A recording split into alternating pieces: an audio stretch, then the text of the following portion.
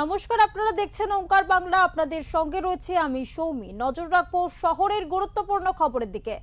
যে খবরের দিকে নজর রাখবো, বাংলার অস্মিতা, বাংলার সংস্কৃতিকে তুলে ধরতে নতুন সরকারের নব্য 25শে বৈশাখ।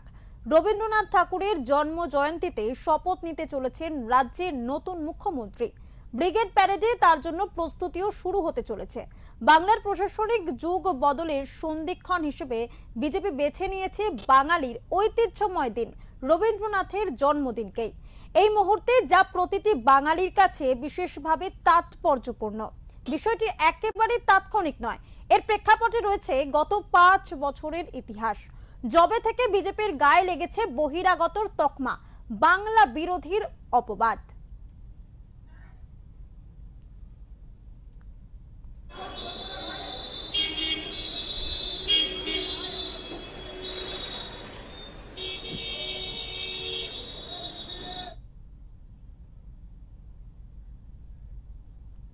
নয় মে ব্রিগেড গ্রাউন্ডে বিজেপির শপথ গ্রহণ অনুষ্ঠান, এই বিষয়ে আমরা আসব আলোচনায়। আমাদের সঙ্গে রয়েছেন আমাদের ওঙ্কার বাংলার এডিটর ইন চিফ বিপ্লব দাস। কথা বলবো দাদার সাথে। দাদা, 9 মে ব্রিগেড গ্রাউন্ডে বিজেপির শপথ গ্রহণ অনুষ্ঠান রয়েছে। বিজেপির নতুন মুখ্যমন্ত্রী সেদিন শপথ গ্রহণ করবেন।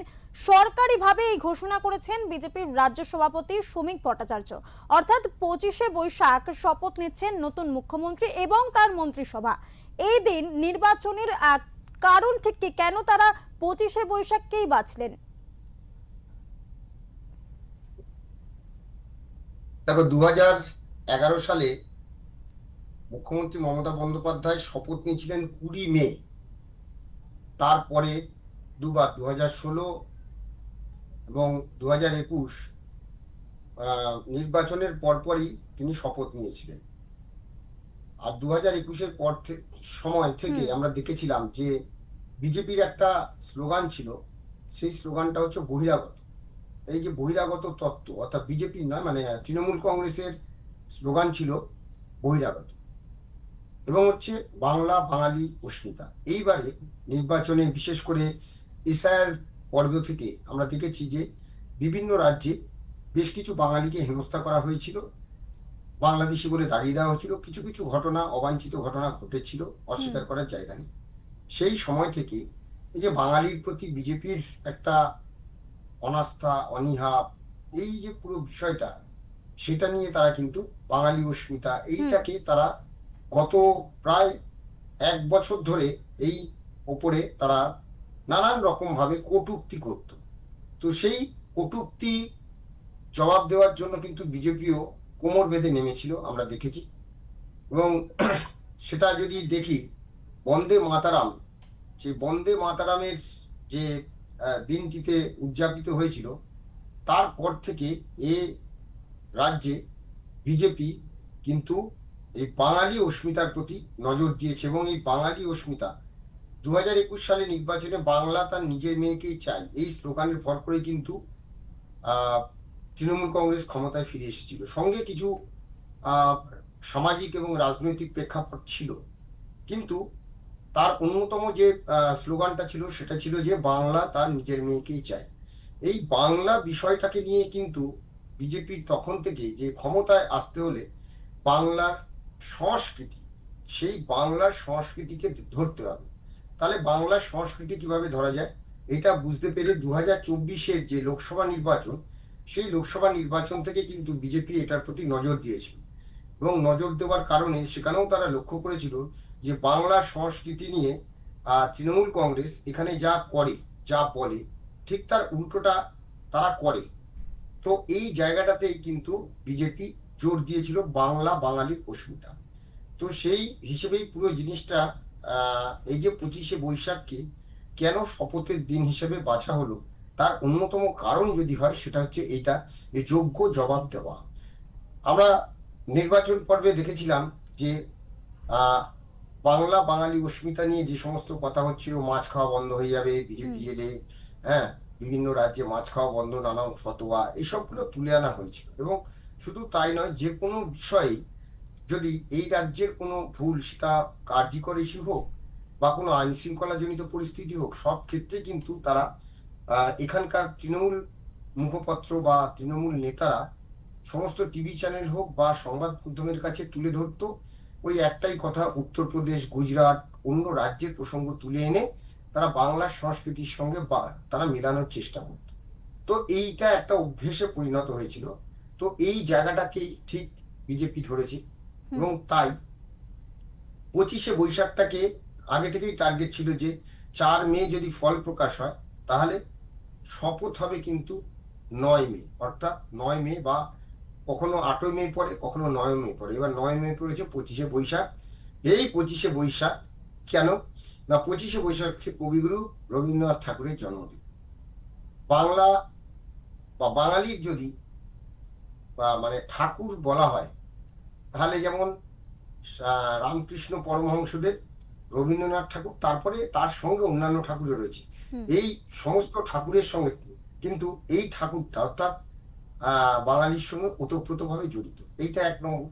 2 নম্বর হচ্ছে বিজেপি আস্তে আস্তে যখন নরেন্দ্র মোদী, আমরা যদি গত নভেম্বর থেকে যখন ভোট শুরু হয়নি, ভোটের ব্যাপার নেই, কিন্তু তারা অনেক আগে থেকেই তো পরিকল্পনা করে নামে। তখন থেকে নরেন্দ্র মোদী যতগুলো জায়গাতে বক্তৃতা দিয়েছেন তখন কিন্তু ভোটের প্রচার শুরু নয়, তখন এমনি নানান প্রকল্পের জন্য এই রাজ্যের জন্য প্রায় সম্ভবত 25,000 কোটি একটা প্রকল্প নভেম্বর বা ডিসেম্বরে নরেন্দ্র মোদী ঘোষণা করেছিলেন। তো তখন থেকে আমরা দেখেছি যে ওই যে বিষয়টা বলা, জয় মা কালী দিয়ে শুরু করা, জয় মা দুর্গা, ঠিক আছে, এই যে জয় মা কালী, জয় মা দুর্গা, আস্তে আস্তে আস্তে আস্তে তার সঙ্গে রবীন্দ্রনাথ ঠাকুর, বঙ্কিমচন্দ্র, তারপরে আমাদের নানান মনীষীদের জড়িয়ে সেই বক্তব্যের মধ্যে নিয়ে আসা, স্বাধীনতা সংগ্রামীদের কথা বলা, এই যে পুলিন বিহারী দাস থেকে শুরু করে মাস্টারদা সূর্য সেন, এইরকম যে পুরো মানে বাঙালি আনা, অর্থাৎ বাঙালির সংস্কৃতির সাথে ওতপ্রোতভাবে জড়িয়ে দিয়ে বক্তব্যটাকে পেশ করা। তৃণমূল কংগ্রেস যেটা করেছে, আমরা যেটা করি যে আমরা যখন একটা হিন্দি বলি তার মধ্যে তো আমরা ফ্লুয়েন্টলি হিন্দি বলতে সকলে পারি না, আমরা চালিয়ে দিই, বা অনেকে ইংরেজি যখন বলি পুরো তো ফ্লুয়েন্টলি বলতে পারি না, চালিয়ে দিই। তো তেমনি অবাঙালি যারা, তারা যখন বাংলা বলেন তাদের উচ্চারণে সেরকম থাকে। এই উচ্চারণ নিয়ে কিন্তু কটাক্ষ করেছে তৃণমূল কংগ্রেস। আর একটা বিষয়, গতবার তৃণমূল কংগ্রেসের নেত্রী মমতা বন্দ্যোপাধ্যায় অর্থাৎ 2021 সালে নির্বাচনের প্রচারে দিদি ও দিদি, এই যে একটা কটাক্ষ সুর ছিল, এই যে বাংলা বাঙালির অস্মিতার কথা বলতো না, তখনও কিন্তু এইটা কিন্তু মানুষের মনে খুব প্রভাব ফেলেছিল, বাঙালিদের মনে, যে দিদি সুরটাকে নিয়ে কটাক্ষ করা বিজেপির। সেটা অমিত শাহ করেছিলেন বা নরেন্দ্র মোদীও করেছিলেন প্রতি কটা জনসভাতে। এইটা কিন্তু সেই সময় বাঙালির মনে একটা প্রভাব ফেলেছিল। সেই সঙ্গে ওইটাই এসছিল যে বাংলা তার নিজের মেয়েকেই চায়। তো এবারে কিন্তু আর এই দিদি বলে কোনো সম্বোধন কিন্তু দিদি নিয়ে কটাক্ষ করা হয়নি, অর্থাৎ দিদি কটাক্ষ কিন্তু বিজেপি 2021 নির্বাচনে একটা নেগেটিভ ইম্প্যাক্ট ফেলেছিল। তো সেই কারণে এবারেও কিন্তু দিদিটা বলা হয়নি, অর্থাৎ এইবারে পরিকল্পনাটা করা হয়েছিল একদম বাংলা বাঙালির সঙ্গে অস্মিতা জুড়ে দেওয়া। হ্যাঁ, কারণ সেই প্রচারটা তারা নিয়ে এসছে। তো সেটা ধীরে ধীরে কি করলো, প্রতি কটা জায়গাতে তারা ওই জয় মা কালী, জয় মা দুর্গা, হুম। তার সঙ্গে নানান মনীষীদের নিয়ে আসা, এই পুরো জিনিসটাকে মিলিয়ে ধরে ধরে আস্তে আস্তে আস্তে আস্তে গিয়ে একদম শেষ পর্বের প্রচারের দিকে এসে নরেন্দ্র মোদী যেটা করলেন সেটা একদম মানে সেটা কাউন্টার করার মতো জায়গা বোধহয় কারুর ছিল না। 2-3টে জিনিস তিনি করলেন। কি করলেন, আহ প্রথম ঝাড়গ্রামে গিয়ে তিনি সেখানে রাজ কলেজের ওখান থেকে নেমে কাউকে বুঝতে দিলেন না, এটা পরিকল্পনা করাই ছিল। তিনি ঝালমুড়ির দোকানে গিয়ে ঝালমুড়ি খেলেন এবং সেখানকার মানুষের সঙ্গে কথা বললেন হুম। যে ঝালমুড়ি এটা কিন্তু বাংলার একটা কি বলবো, সকলের রসিক মানে খাদ্য রসিক বাঙালির এটা কিন্তু একটা প্রিয় খাদ্য বলা যায় ঝালমুড়িটা। হ্যাঁ, তো আমরা যে কোনো সময় কিন্তু ঝালমুড়িটা খাই। তো এই ঝালমুড়ি কিন্তু এই বাংলারই খাদ্য, মানে কি বলে খাদ্য, এবং এই খাবার কিন্তু অন্যান্য রাজ্যে কিন্তু জনপ্রিয় হয়েছে বাংলা থেকে। তাই এই ঝালমুড়িটাকে টার্গেট করা হলো এবং ঝালমুড়ি খাওয়ার পরে হুম। 24 ঘন্টা যেতে না যেতে 10 কোটি মানুষ এই সোশ্যাল মিডিয়াতে ওই ছবিটা মানে ঝালমুড়ি খাওয়ার দৃশ্য দেখে নিয়েছে। অর্থাৎ এই যে জনপ্রিয়তা, মানুষের কাছে পৌঁছে যাওয়া ঝালমুড়ি খেয়ে, তারপরে কি করলেন যে কলকাতায় যেদিন ছিলেন রাজভবনে নির্বাচনী প্রচারে এসে, পরের দিন কাউকে না জানিয়ে তিনি কি করলেন, বাবুঘাটের গঙ্গায় নেমে গেলেন, এমনি নৌকো চললেন। উনি তো চাইলে তো একটা বড় লঞ্চ ভাড়া করে যেতে পারতেন, হ্যাঁ, বিশাল, হ্যাঁ, ঠিক করবেন, তিনি তা করলেন না। লঞ্চে তিনি উঠলেন, লঞ্চ বলছি, নৌকোতে তিনি উঠলেন। নৌকোতে উঠে এসএলআর ক্যামেরা হাতে তিনি পুরো ওই 1 ঘন্টা ওখানে কাটালেন। তো এইটাও কিন্তু যে আমি গঙ্গা দেখলাম, কলকাতার গঙ্গা দেখলাম, এই যে এইটাও কিন্তু একটা ভীষণ রকম ইম্প্যাক্ট পড়েছে। তারপরে তিনি রামকৃষ্ণ মিশনে গেলেন। এই যে বলছিলাম, বাঙালির আহ, 2 প্রাণের ঠাকুর রামকৃষ্ণদেব, পরমহংসদেব, আর হচ্ছে রবীন্দ্রনাথ ঠাকুর, এই দুটি বাঙালির সঙ্গে কিন্তু ওতপ্রোতভাবে জড়িয়ে আছে। তিনি কিন্তু গেলেন কোথায়? তিনি গেছিলেন বেলুড় মঠে। হুম। বেলুড় মঠে গেছে। এই এই এই পুরো জিনিসটা করে তিনি কিন্তু এই যে বাঙালির মনকে কিন্তু ছুঁয়ে গেলেন। দেখো আজকে যে ফল, সেই ফল কিন্তু মোদির জন্যই এই ফল। তিনি এসে বলছেন এবং তিনি বলেছেন যে 4ই মে ফল প্রকাশের পরে আমি এই রাজ্যে আবার আসবো, তাই ওই 25শে বৈশাখেই কিন্তু আসছি। তারপরে শেষ দিনে যেটা 4ই মে আমরা কি দেখলাম, 4ই মে তার যে ধুতি পাঞ্জাবি পরে ওই যে বাঙালিয়ানা সাজে তিনি যেটা করলেন, মানে এটাও একটা কিন্তু খুব মানে জয়ের পরে যে সেলিব্রেশন, বাঙালিকে অভিনন্দন জানান, বাংলার মানুষকে অভিনন্দন জানান, সেটাও কিন্তু তিনি করে দেখালেন একদম ওই বাঙালি সাজে। তো এবং আরেকটা জিনিস এই প্রসঙ্গে বলে রাখি, যেহেতু রবীন্দ্রনাথ, হুম। গত 2000 সালের নির্বাচনে দেখবে মোদির ছবিটা একদম দাড়িওয়ালা ছবি, ডিটো রবীন্দ্রনাথের দাড়ি যেরকম লম্বা দাড়ি ছিল সাদা, সেই ছবি দিয়ে কিন্তু করা হয়েছিল। সেটা কিন্তু বাংলার মানুষ সেটাকে প্রত্যাখ্যান করেছিল। তার কারণ ছিল যে রবীন্দ্রনাথকে কেউ নকল করা যায় না। তো এইটাও কিন্তু একটা কারণ ছিল 2021 নির্বাচনে। যদি দেখা যায় যে কেন তাদের বাংলার মানুষ প্রত্যাখ্যান করেছিল, এই বিষয়গুলো কিন্তু উঠে এসেছিল। ওটা চমক দেওয়ার জন্য করেছিলেন নরেন্দ্র মোদী, যে রবীন্দ্রনাথ স্টাইলে দাড়ি দিয়ে তিনি সমস্ত জায়গায় হোর্ডিং হয়েছিল আমরা দেখেছিলাম, সেটাকে কিন্তু বাঙালি গ্রহণ করেননি 2021। 20ছাব্বিশে কিন্তু নরেন্দ্র মোদী মুখ হলেন এ রাজ্যে, হ্যাঁ, মমতার বিরুদ্ধে মুখ কিন্তু তিনি, এবং তিনি নিজেও বলেছেন মমতার মতো সব কেন্দ্রে আমি প্রার্থী। তো সেই জায়গাটায় এইটা কিন্তু বাঙালি নিল, পুরো পরিকল্পনাটা পরিবর্তন করে ফেললো। এবং দেখো যে আগামী যে 25শে বৈশাখ, এই দিন প্রতিটা পাড়ায় পাড়ায়, আমরা তো ছোটবেলায় দেখেছি, হ্যাঁ, প্রতিটি পাড়ায় পাড়ায় এখনো হয়, এবং বিশেষ করে গ্রামে এবং মফস্বলে তো এটা এখনো ধরে রেখেছি। প্রত্যেক কটা জায়গাতেই কিন্তু ওই দিন আমাদের বাঙালির কাছে কিন্তু অন্য একটা আবেগ থাকে 25শে বৈশাখ। সে 25শে বৈশাখে কিন্তু ওই দিন সকালেই কিন্তু এই শপথ গ্রহণ অনুষ্ঠানটাকে কিন্তু বিজেপি আরো একটা বাঙালির যে অস্মিতা, সেটাকে বুঝিয়ে দিল যে বিজেপি কিন্তু কোনো অংশে কম নয়। একেবারে এর পাশাপাশি আরো কয়েকটি বিষয় উঠে আসছে, যে বাংলার মুখ্যমন্ত্রী ঠিক কে হতে পারেন, এই নিয়ে কিন্তু ইতিমধ্যেই বাংলার রাজ্য রাজনীতি উত্তপ্ত এবং জল্পনা তৈরি হয়েছে। কারা রয়েছেন একদম মুখ্যমন্ত্রী হওয়ার আমি বলছি, তালিকায়? হ্যাঁ, হ্যাঁ। দেখো, প্রথম কথা হচ্ছে যে আমরা বেশ কিছু সোশ্যাল মিডিয়া যেগুলো দেখছি, তাতে দেখা যাচ্ছে যে আহ, বেশ কয়েকজনের নাম উঠে আসছে। আমি যদি বলি, তাদের মধ্যে যেমন প্রথম তো 1 নম্বরে শুভেন্দু অধিকারী, 2 নম্বরে হচ্ছে অগ্নিমিত্রা পাল, যেহেতু মহিলা মহিলা হুম। মুখ্যমন্ত্রী যদি চান তাহলে অগ্নিমিত্রা পাল। 3-এ আছেন শ্রমিক ভট্টাচার্য, স্বপন দাশগুপ্ত, তিনি আছেন। স্বপন দাশগুপ্ত, আমি দুজনের, শুভেন্দু অধিকারী, অগ্নিমিত্রা পাল ছেড়ে দিলাম, স্বপন দাশগুপ্ত উনি কিন্তু দৌড়ে আছেন। কেন দৌড়ে আছেন? স্বপন দাশগুপ্ত হচ্ছে স্পষ্টভাষী, খুব সুন্দর কথা বলেন, তার শব্দ চয়ন অসাধারণ, তার সাথে যিনি কথা বলবেন বুঝবেন, শিক্ষিত মানুষ, প্রচন্ড কি বলবো মিতভাষী, এবং সজ্জন ব্যক্তি, ভদ্রলোক একদম, মানে ওনার সাথে মাটির মানুষ বলা যায়, কথা বলে বোঝা যায়। উনি সাংবাদিকতা করেছেন দীর্ঘদিন, এবং আহ, এই বাংলায় নয়, তিনি কিন্তু ন্যাশনালি সাংবাদিকতার সঙ্গে দীর্ঘদিন যুক্ত ছিলেন। সেই সঙ্গে তাকে কিন্তু রাষ্ট্রপতি মনোনীত সাংসদ, রাজ্যসভার যে সাংসদ, রাষ্ট্রপতি মনোনীত যে সাংসদ, সেই সাংসদও কিন্তু তাকে করা হয়েছিল বিজেপির তরফ থেকে।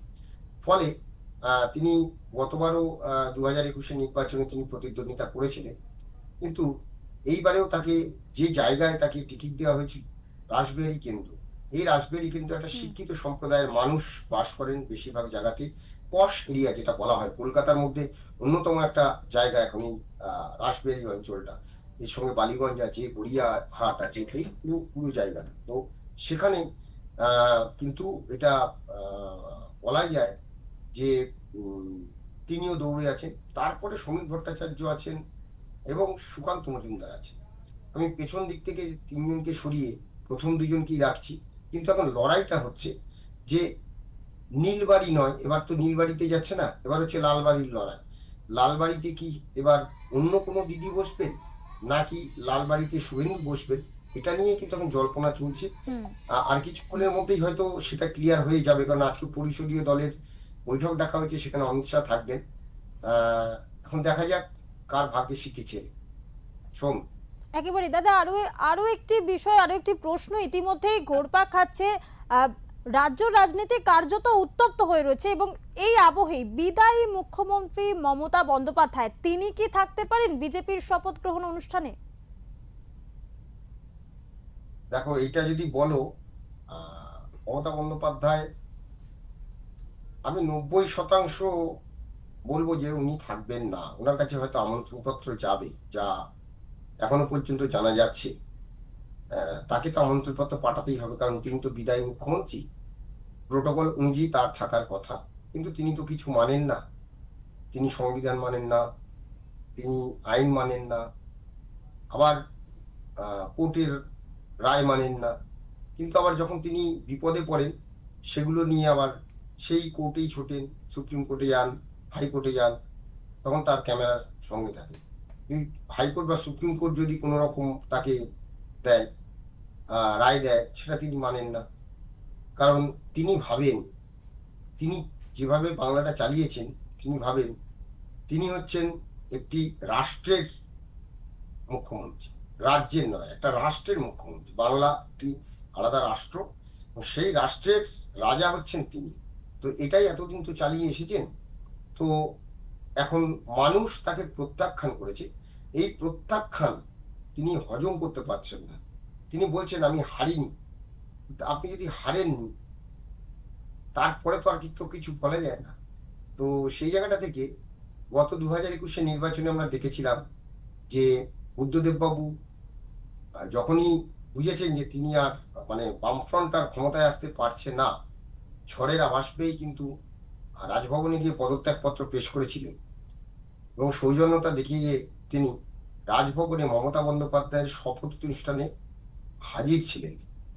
মমতা বন্দ্যোপাধ্যায় এই সৌজন্যতাটা মনে হয় দেখাবেন না, কারণ তিনি মুখে বলেন অনেক কিছুই, কিন্তু কাজে যেটা করেন ঠিক উল্টো। সম্ভবত তিনি থাকবেন না, আর যদি থাকেন তাহলে কিন্তু বোঝা যাবে যে হ্যাঁ, তিনি ভারতের যে সংসদীয় গণতন্ত্র, রাজনীতি, এসব কথা বলেন, তিনি তাকে তিনি মান্যতা দিয়ে তিনি উপস্থিত থাকবেন, এটাই আমরা আশা করব। সৌমি, একেবারে অনেক ধন্যবাদ দাদা, অসংখ্য ধন্যবাদ আমাদের সঙ্গে থাকার জন্য। বিষয়টি সার্বিকভাবে বোঝালেন আমাদের ওঙ্কার বাংলার এডিটর ইন চিফ।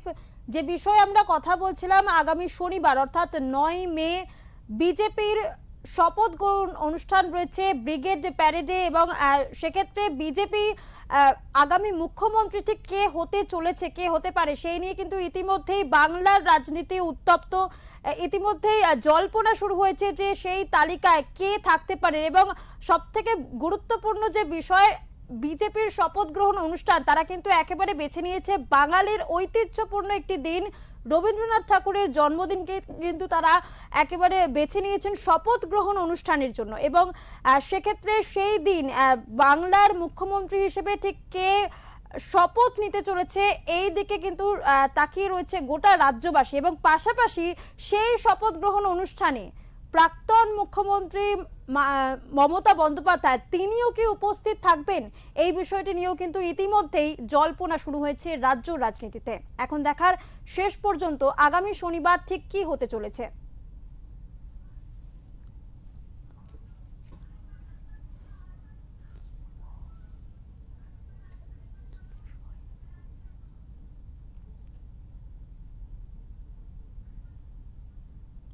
একবারে আমরা আবারও ফিরবো আলোচনায়। আমাদের সঙ্গে রয়েছেন আমাদের ওঙ্কার বাংলার এডিটর ইন চিফ বিপ্লব দাস।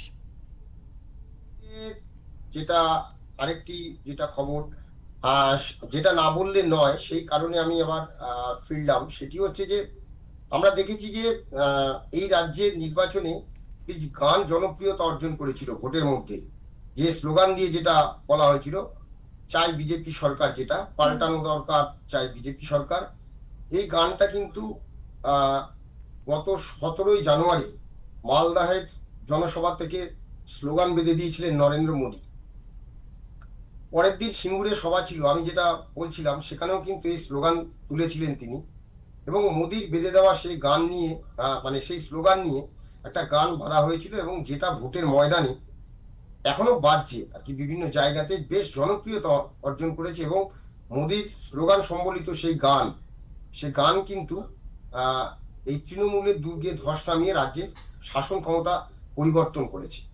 এবার বুধবার থেকে আরেকটা গান কিছুক্ষণ আগে সেটা প্রকাশ হয়েছে, 2 মিনিটের একটি গান। এবং যেই গানটা যেটা বলা হয়েছিল যে প্রতিশ্রুতি যে দেওয়া হয়েছিল, সেই প্রতিশ্রুতি পূরণ করার যে পালা এবার তাদের শুরু হবে, সেই নতুন স্লোগান সম্বলিত যে গানটা, সেই গানটার মধ্যে আবার এটাকে নতুনভাবে এই গানটাকে তারা পাবলিশ করেছে। সেই গানটায় রয়েছে যে শিক্ষার হাল ফেরানোর বার্তা থেকে শুরু করে প্রতিশ্রুতি পূরণের বার্তা, শিক্ষা, বেকারত্ব দূরীকরণ এবং